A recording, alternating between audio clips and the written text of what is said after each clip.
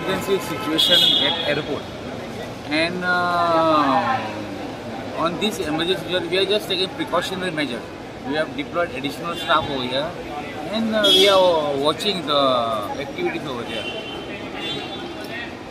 This is now, since this is an airport, basically pertaining to flight operation. So nothing to worry about it. We are looking after things. It is just an maybe it can be a rumor also, but we are not taking any chances. We are taking all adequate precautions so that nothing happens and everything goes peacefully. Emergency situation at airport, and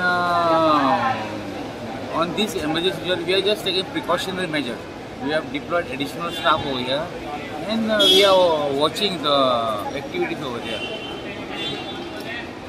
This is now, since this is an airport, basically pertaining to flight operation. So nothing to worry about it. We are looking after things. It is just an maybe it can be a rumor also, but we are not taking any chances. We are taking all adequate precautions so that nothing happens and everything goes peacefully.